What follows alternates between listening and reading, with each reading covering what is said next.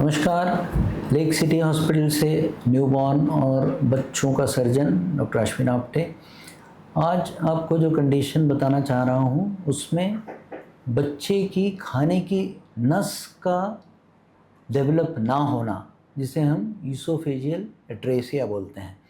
Oesophagus यानी हमारी खाने की नस, जिसके द्वारा हम कुछ भी चीज़ मुंह में लेते हैं। बच्चा पैदा होने के बाद में जो पहला घूंट दूध का पीता है वो ईसोफेगस के द्वारा ही पेट तक पहुंचती है।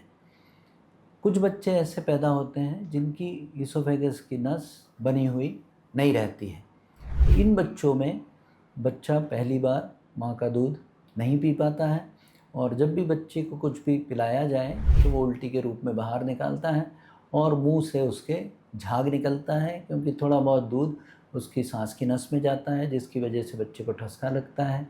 कई बार बच्चा दूध पिलाते ही साथ नीला पड़ने लगता है, क्योंकि दूध की मात्रा थोड़ी बहुत सांस की नस में जाती है और इसके साथ ही झाग के रूप में वो बाहर निकलती है। बच्चे को ठसका लगता है और बच्चा नीला पड़ जाता है, जिसे हम लोग साइनोसिस एंड चोकिंग सेंसेशन बोलते हैं। तो इस तरह के बच्चे में जिसमें खाने की नस बनी नहीं है, इन बच्चों को हम जन्म के पहले दिन और जन्म के पहले घंटे में ही पकड़ पाते हैं। बच्चे में जब हम नाक से या मुंह से ट्यूब डालते हैं जो कि पेट तक पहुंचता है, अगर वो पेट तक नहीं पहुंचे, बीच में पलट के बाहर आ रहा है या अंदर ही अंदर घूम जा रहा है, पेट तक नहीं पहुंच रहा है, तो ये एक शंका प्रोड्यूस करता है कि बच्चे की खाने की नस बनी है या नहीं। ऐसी कंडीशन में ट्यूब को डाल के जब बच्चे का एक्सरे लिया जाता है तो छाती में ट्यूब घूमी हुई हमें एक्सरे में नज़र आती है। क्या हम इससे पहले इस विकृति को पकड़ सकते हैं? जी हाँ, ज़रूर पकड़ सकते हैं।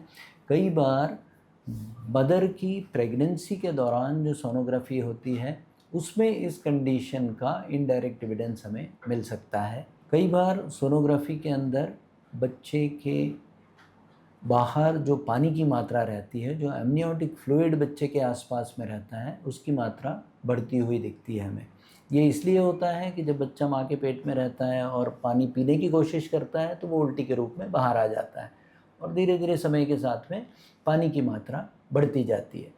दूसरा इंडिकेशन जो हमें सोनोग्राफी में मिलता है, क्योंकि पानी की मात्रा पेट तक नहीं पहुंच रही है, इसलिए पेट का हिस्सा जो स्टमक बबल जो रहता है वो बहुत छोटा सा रहता है, या शॉर्ट या स्मॉल या पुअरली डेवलप्ड स्टमक बबल रहता है। ये दो इंडिकेशंस हमें प्रेगनेंसी के दौरान की सोनोग्राफी में कई बार मिलते हैं और इससे हम ये आशंका जता सकते हैं कि संभवतः बच्चे की खाने की नस पूर्णतया विकसित नहीं है, जिस वजह से इस तरह की फाइंडिंग हमें मदर की सोनोग्राफी में मिल रही है।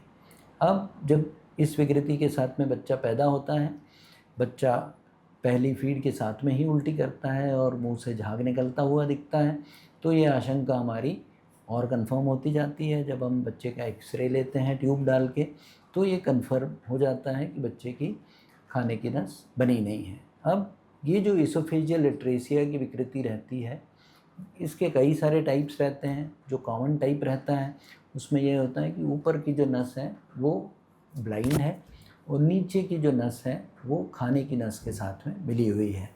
इसके साथ में जब बच्चा सांस लेता है तो सांस की नस के साथ में जो नीचे का हिस्सा पेट का, आंत का, ईसोफेगस का जुड़ा हुआ है, उसके हवा जो है वो आंत तक, पेट तक पहुंच जाती है।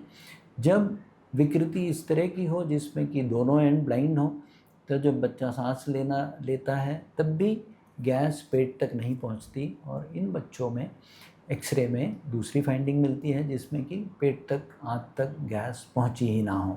अगर ये टाँके अच्छी तरीके से भर जाते हैं तो जब हम ऑपरेशन करते हैं तो नाक से लेके पेट तक एक ट्यूब डाल के रखते हैं, जिसके द्वारा बच्चे को फीडिंग हम लोग 5वें-6वें दिन के बाद में शुरू कर सकते हैं। और इसके साथ में जब बच्चे की फीडिंग शुरू हो जाती है तो एक रिकवरी की स्थिति हमें दिखना शुरू होती है। एक बार जब सारे टाँके अच्छे से भर जाते हैं, चेस्ट के ट्यूब में से थूक का लीकेज नहीं होता है या सिक्रीशंस का लीकेज नहीं होता है, तो ये एक इनडायरेक्ट एविडेंस है कि जो टाँके हैं वो पूर्णतः भर गए हैं और बच्चे को हम दूध पिला सकते हैं। दूध जब बच्चा पहली बार में पी लेता है और वो पेट तक पहुंच जाता है तो माँ के लिए बड़ी संतुष्टि इससे ज़्यादा कुछ नहीं होती है। ये विकृति इसोफेजियल एट्रेसिया की जो विकृति है ये कई बार एक सिंड्रोम का पार्ट रहती है, जिसे हम लोग वेटर एसोसिएशन बोलते हैं या वैक्टरल एसोसिएशन बोलते हैं, जिसमें कि किसी तरह की रीढ़ की हड्डी की विकृति होने की आशंका रहती है, वर्टिब्रल डिफेक्ट्स रहने की आशंका रहती है, इसोफेजियल एट्रेसिया होता है, हार्ट में किसी तरह की एबनॉर्मेलिटी होने की आशंका रहती है, रीनल एनोमलीज या किडनी में विकृति होने की आशंका रहती है, या लिम्स में या रेडियल बोन में किसी तरह की विकृति होने की आशंका रहती है, या एनोरेक्टल मालफॉर्मेशंस, लैट्रिन के रास्ते की आंत की विकृति होने की आशंका रहती है। तो कभी कभी साथ में कार्डियक एबनॉर्मेलिटीज़ भी हो सकती हैं। तो either it can be a form of VATER association और it can be a component of VACTERL association. Oesophageal atresia की कुछ विकृति ऐसी रहती है, जैसे मैंने आपको बताया कि दोनों एंड्स उसके ब्लाइंड हैं। ऐसी कंडीशन में पहली बार के ऑपरेशन में दोनों छोरों को जोड़ पाना संभव नहीं होता है। वैसी स्थिति में हमें बच्चे की गर्दन से ऊपर की नस को निकाल के थूक निकलने का रास्ता बनाना होता है और पेट में एक ट्यूब डाल के बच्चे के लिए फीडिंग का रास्ता बनाना पड़ता है। ये विकृति इस ऑपरेशन के साथ में बच्चे को हम ट्यूब से ही फीड दे पाते हैं और समय के साथ में जैसे जैसे बच्चे का वज़न बढ़ने लगता है, बच्चे का वज़न बढ़ के बच्चे की ग्रोथ बराबर होती है, बच्चे के पेट का स्टमक का साइज़ एडिक्वेट हो जाता है, तब हम डेफिनेटिव सर्जरी करके बच्चे को ईसोफेगस का रूप में स्टमक को पुल करके ईसोफेगस की कंटिन्यूटी बनाते हैं। ये विकृति थोड़ी जटिल है, जिसके लिए कि स्टेज्ड ऑपरेशन की आवश्यकता, जिन बच्चों में इसोफेजियल प्योर एट्रेसिया है उन बच्चों में विकृति में स्टेज्ड ऑपरेशन की आवश्यकता पड़ती है। ज़्यादातर बच्चों में जिनमें एक बार के ऑपरेशन में रिकवरी हो जाती है, साथ में एसोसिएटेड कोई और एनोमलीज़ नहीं है, उन बच्चों में रिकवरी काफ़ी हद तक अच्छी होती है। कई बार जो बच्चे दूर दराज के गाँवों में पैदा होते हैं, जिनमें इस विकृति को तुरंत पकड़ पाना संभव नहीं होता है, और इन बच्चों को अक्सर 2-3 अटेम्प्ट्स और ज़्यादा अटेम्प्ट्स फीडिंग के किए जाते हैं, जिसकी वजह से बच्चे के फेफड़े में निमोनिया का असर देखने को मिलता है। तो ऐसी कंडीशन समझने पर, पकड़ में आने पर, डायग्नोस होने पर हमें घबराना नहीं है।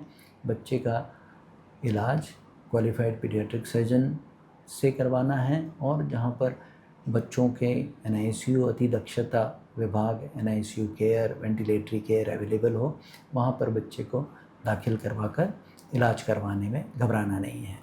किसी भी तरह की शंका के लिए आप मिल सकते हैं और लेक सिटी हॉस्पिटल भोपाल में कांटेक्ट कर सकते हैं। मैं doctor Ashwin Apte, paediatric surgeon, आपके बच्चों की सेहत की कामना करता हूँ। नमस्कार।